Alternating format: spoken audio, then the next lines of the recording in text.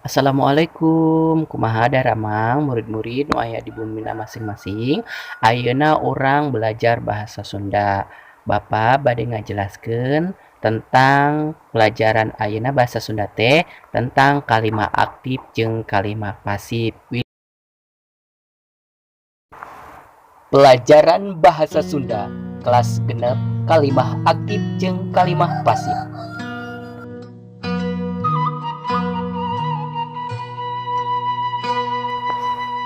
Naon ari kalimah aktif teh? Kalimah aktif nyaeta kalimat anu jejerna jadi palaku atawa nu ngalakukeun. Kalimah aktif dicirian ku caritaanana mangrupa kecap pagawean.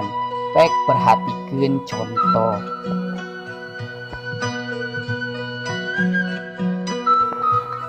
Contoh kalimat aktif.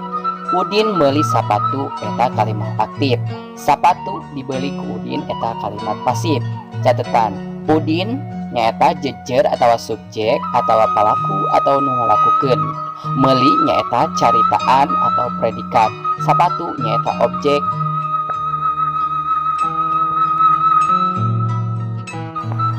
Naon ari kalimah pasif teh?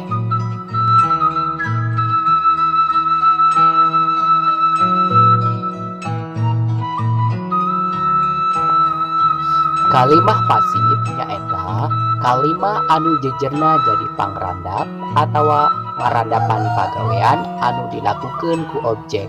Kalimah pasif dicirian ku rarangken di jeung ku.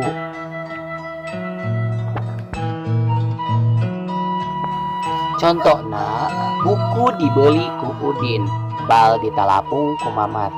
Catetan subjek atawa jejer dina kalimah aktif rubah jadi objek dina kalimah pasif.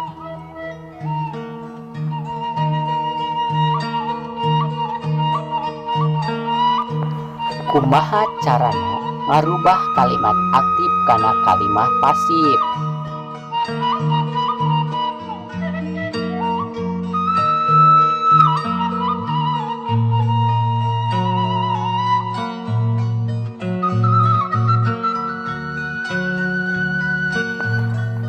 Urang bisa ngarubah kalimah aktif jadi kalimah pasif ku cara kahiji tukerkeun jejer jeung objekna. Kadua, robah caritaanana dina wangun aktif jadi wangun pasif ku rarangken ku atawa ka. Katilu, tambahan kecap pangantet ku di antara caritaan jeung objek.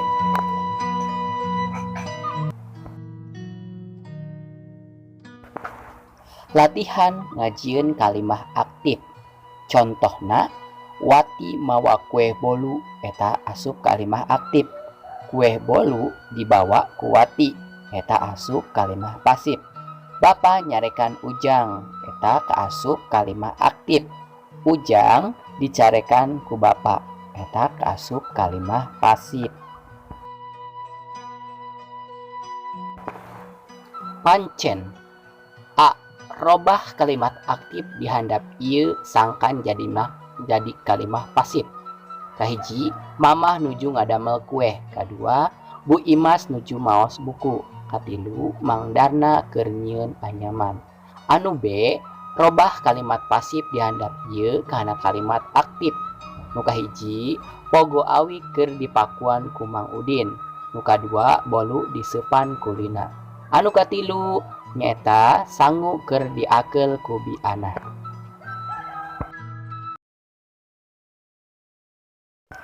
Sekian, hatur nuhun. Assalamualaikum warahmatullahi wabarakatuh.